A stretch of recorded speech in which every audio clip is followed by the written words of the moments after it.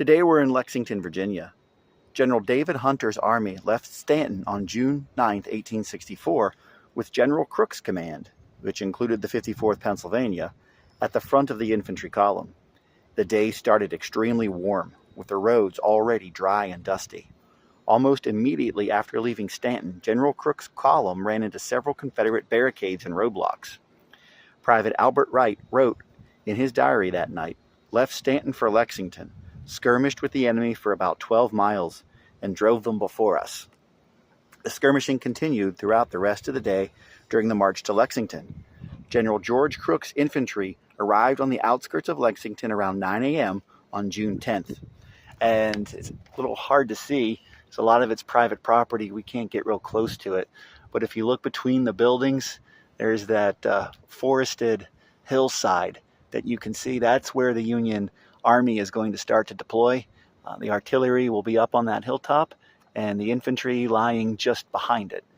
Confederates formed a defensive line on the outskirts of Lexington on the western side of the North River, and that would be on this side of the river with VMI directly behind them.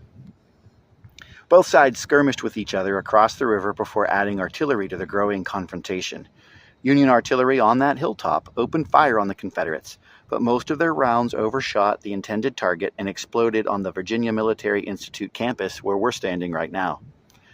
Under the cover of their artillery, the 54th Pennsylvania moved into position to support the batteries. Many men took shelter from the Confederate fire on the opposite side of the hill or behind trees.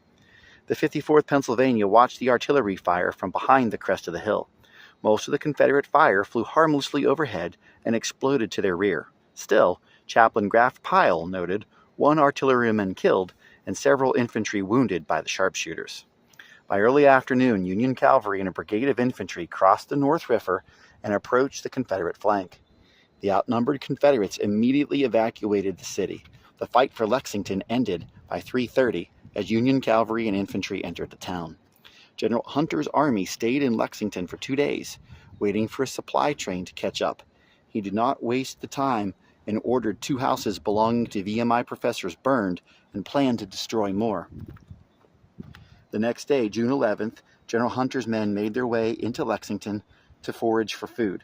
General Hunter ordered his men to search the civilian homes for weapons and to burn VMI. And the part that he would have burned is the part that has the scaffolding in front of it today. Some federal soldiers looted the Institute before they put it to the torch. After finding a letter urging the inhabitants of the valley to conduct a guerrilla war against the Federals, General Hunter ordered former Virginia Governor John Letcher's home burned as well. His men set fire to several mills, warehouses, and iron furnaces outside the town. Private Jacob Cohn wrote, "Harrington Fredericks and myself took a walk over to the Institute. It was a great many books. Leaving there, it was burned down and great many buildings in town. Corporal Kaufman took the time to visit Major General Thomas Stonewall Jackson's grave. He noted, there was a flagpole at the head of his grave, but there was no flag on it when we arrived. I suppose the Johnnies had taken it with them." The town of Lexington is just on the other side of those buildings opposite VMI's campus. Thank you for watching this episode of In the Footsteps of the 54th.